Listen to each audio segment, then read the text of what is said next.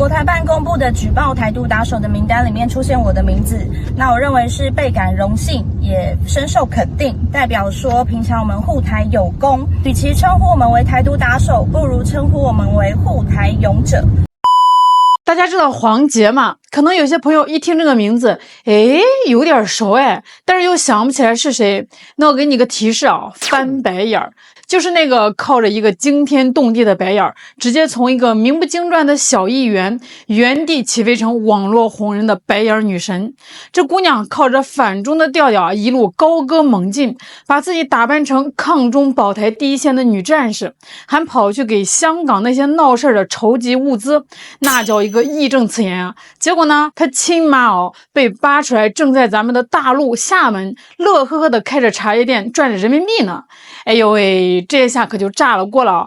一个靠骂大陆吃饭的政客，家里人却在大陆吃的是满嘴流油，这到底是怎么一回事儿？这事呢，得从2019年说起。那个时候的高雄市长韩国瑜，口号喊的是震天响啊，什么高雄发大财呀，货卖得出去，人进得来呀。在议会里正画着大饼呢，台下呢坐着一排议员，有的是认真听，有的记笔记，有的在翻白眼儿。没错，这个人就是黄杰。当然是高雄要什么？高雄要发财呀，对不对？台湾的年轻人跟发现了新大陆似的。哎呦喂，这小姑娘太敢了，这才是真性情，不像那些老油条政客。这个白眼翻出了我的心声啊！效果立竿见影啊！黄杰的社交账号就跟坐了火箭一样，粉丝嗖嗖的往上涨，一夜之间多了10万粉。那搁现在那就是顶级网红的待遇啊！白眼女神这个外号就这么给带头上了。但是朋友们，你们真以为这只是一个没有控制住情绪的白眼吗？那就太天真了。这背后啊门道深着呢，这更像是一份精心准备的投名状，是他送给台湾那些深绿色阵营的一份大礼。你看政治这个东西它本来是挺复杂的，什么经济政策呀，城市规划呀，老百姓听着都头大。但是黄杰厉害就厉害在他把这些复杂的问题全都给你简化成了一个情绪符号，一个白眼儿。你支持韩国瑜那你就是不懂经济落伍的老家伙；你反对韩国瑜那你就是跟我们一样有思想有态度的年轻人。简单粗暴，但是有效特别是通过社交网络一放大，年轻人他就是这一套所以呢，这个白眼是他政治生涯的起点，也是他后来所有争议的根源。那从那以后黄杰好像一下子就打通了任督二脉，找到了自己的独门武功，表演式问政。他发现在镜头前面你跟这个对手辩论100句经济民生，都不如一场精彩的个人秀来的实在。政治的舞台硬生生被他玩成了偶像的秀场。他把自己当成主角，把这个对手也就是韩国瑜简单的贴上草包的标签，然后开始他的表演。这套打法他后来是反复用市政他可能2分吧，因为如果2分满分是满分100这就是侮辱性极强的那种还有更绝的搞过一次沉默质询，就是轮到他发言了，他往那个台上一站，往那儿一坐，从头到尾一句话都不说，就用这种行为艺术来表达他的对抗。这些事儿你说对市政建设有啥实际帮助吗？可能是没有，但是他特别容易被剪成短视频在网上传播，这每一个动作都充满了戏剧性冲突，都能在网上掀起一波讨论。他要的就是这个效果，流量。其实他这套路子也不是一夜之间练成的。早在2018年，他才25岁，竞选高雄凤山区的议员时已经早有苗头了。凤山区那可是个大区，10几万选民按理说你个新人得挨家挨户的跑，跟这个街坊邻居拜码头，研究地方政策吧。他不他主打一个人设，清新小妹，把主要的精力全放在社交媒体上，跟这个网友互动，拍拍美照啦，发发动态啦，结果你猜怎么着？还真让他以第6名的成绩成功给选上了。这说明什么呀？说明他从一开始就明白在今天的网络时代政治形象和网络声量可能比你踏踏实实做多少事儿还重要。靠着反老韩，黄杰在高雄站稳了脚跟，成了网红议员。但是呢，一个网红怎么可能满足于只在一个城市红呢？他得想办法把自己的舞台搞得更大一点啊。这个时候一个绝佳的机会就送上门了。2019年香港那边出事儿了，就是那个所谓的修例风波。这事儿在台湾岛内被炒作的是沸沸扬扬，民进党当局当时就抓住了这个机会，天天渲染咱们大陆的威胁。黄杰的政治嗅觉那叫一个灵敏，他一看，机会来了呀！韩国瑜这个敌人虽然是好用，但是格局太小了呀，只在高雄。现在呢，有一个更大更正确的靶子可以打，那就是大陆啊。于是呢，他就迅速找到了自己的新角色，他高调的喊出了一个口号，叫港人冲前线，台湾做后勤。听听这话说的多有煽动性啊！港人冲前线，台湾做后勤。高雄市议员黄杰10号在脸书号召台湾民众募集防护装备送往香港支援反送中，po文一出却惹来麻烦。这是我的签名。拿出报案3连单，桃园市议员詹江村控告黄杰违反国安法，还拿出上个月才3读通过的修正法条，要黄杰好好看看，人民不得为外国大陆地区、香港、澳门发起资助发展组织。詹江村认为黄杰的号召行为无疑是将台湾推入险境，这很明显是诬告啦。因为其实国安法我们要防范的是境外势力对台湾的影响。那其实我们支持反送中，并不是台湾的国安问题，而是中国的国安问题。所以，如果他是这样的基于这样的理由的话，我觉得他是不是也是在倡导说，要亲中，然后要倡议统一呢？那这一系列的操作下来，那效果是核弹级的呀！他成功的把自己从一个地方性的先锋塑造成了一个全台湾瞩目的反中急先锋。岛内那些深绿色的媒体和民众一看，我的天哪，这小姑娘有胆识有魄力啊，是咱们自己人呀！这流量再一次像洪水一样的向她涌来，她的每一步呢，都精准的踩在了岛内某些人的情绪点上，也踩在了民进党当局的政治议程上。你看从这个翻白眼反对韩国瑜到筹集物资支持港独，黄杰的政治生意是越做越大呀。他的核心品牌就是那个由白眼所象征的抗中立场，这个品牌成了他最值钱也最核心的政治资产。后来他干的所有事儿都是在不断的给这个品牌添砖加瓦。比如当上了立法委员之后，他就提议要求所有嫁到台湾来的大陆配偶在入籍的时候必须宣誓效忠台湾。这招够狠吧？就是要把我们和他们分得清清楚楚，不断的制造对立，巩固他自己台湾守护者的形象。舞台上的他表演的是越来越投入了，越来越像那么回事儿。咱们常说话说的太满容易闪着舌头，戏演的太过容易穿帮。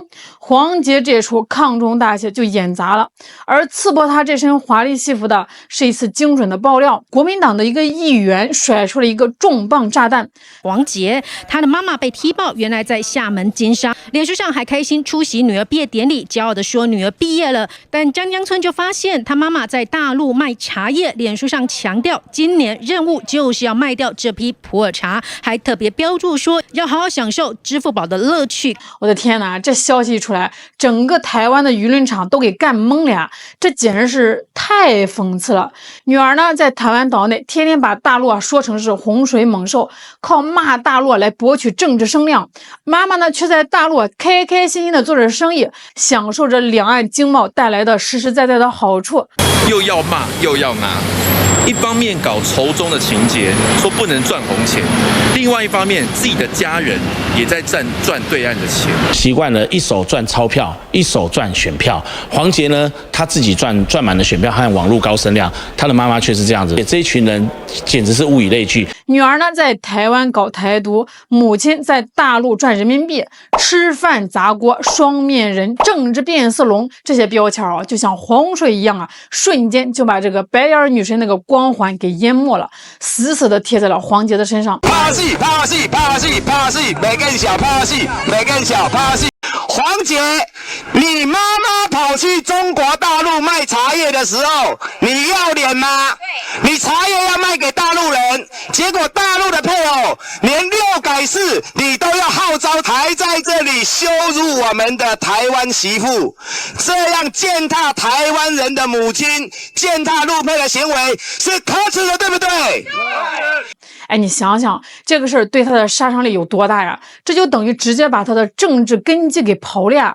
哎，你天天说这个大陆不好，结果你最亲的人用最实际的行动告诉你，大陆的钱真香啊！这下轮到黄杰傻眼了。面对着这些铁证如山，他的辩解那叫一个苍白无力，而且前后矛盾，漏洞百出。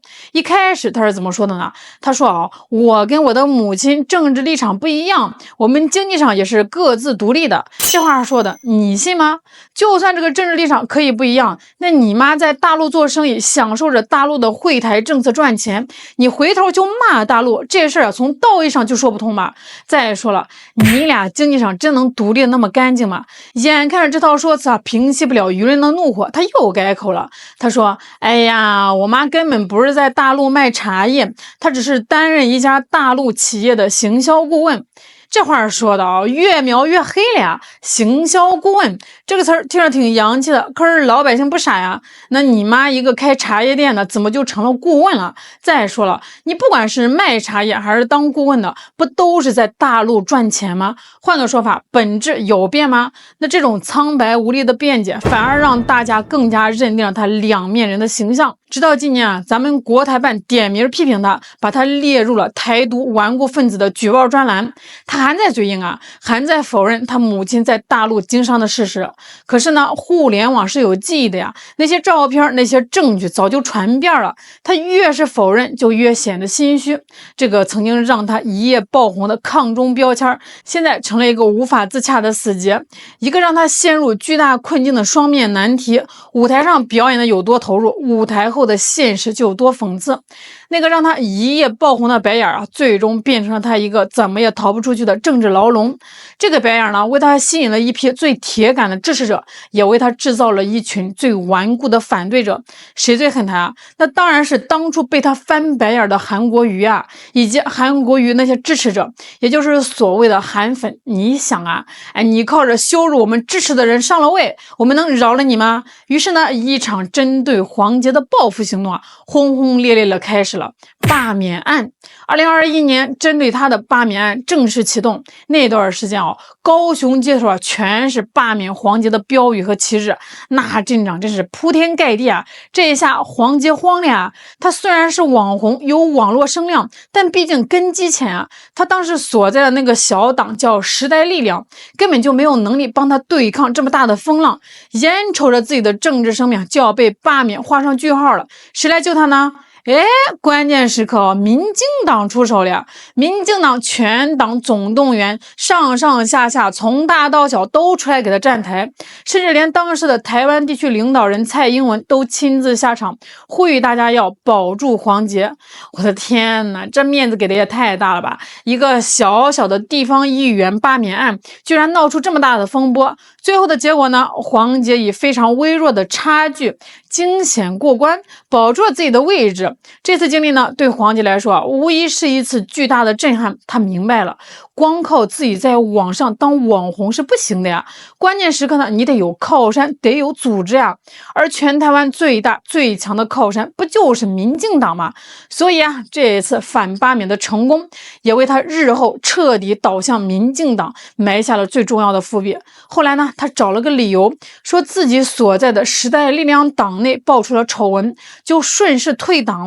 在外面自由了一段时间后呢，到了2023年正式申请，并且被批准加入了民进党。这种从小党跳槽到执政大党的行为啊，不就是政治投机吗？谁势力大就跟谁混。而民进党为什么这么痛快的就接纳他呢？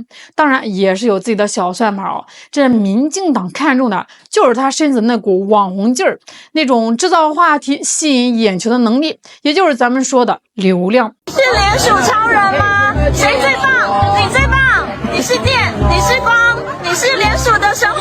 我同意罢免，我同意，我同意，为了今天更好。这不，很快机会就来了啊！民进党原来在高雄有个选区定好的立委候选人，因为个人桃色丑闻选前退选了，这下候选人的位置就空出来了。民进党高层眼珠子一转，有了，让黄捷上。于是呢，黄捷就这么被紧急征召，像空降兵一样直接下来参选这个区的立委。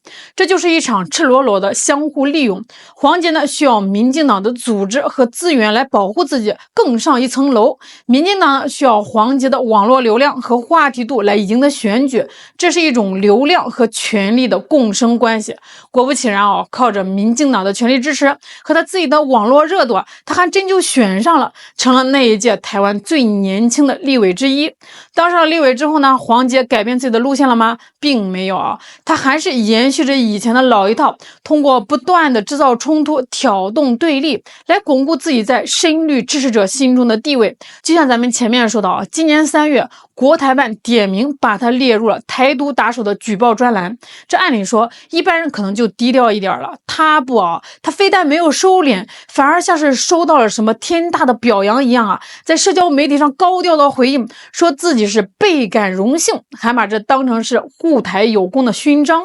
哎，你看，他把这个也变成了一场表演呀，一个继续收割抗中流量的工具。但是历史的车轮是滚滚向前的，大势所趋，浩浩荡荡。等到两岸统一的那一天啊，那些个跳梁小丑，那些吃饭砸锅的台独分子啊，一个都跑不了，他们必将受到人民的审判，为他们的所作所为付出应有的代价。正义呢，也许会迟到，但绝对不会缺席。好了，今天就跟大家聊到这儿了。对于黄捷，你有什么想说的吗？欢迎在评论区聊聊哦。我是小兰，我们下期再见。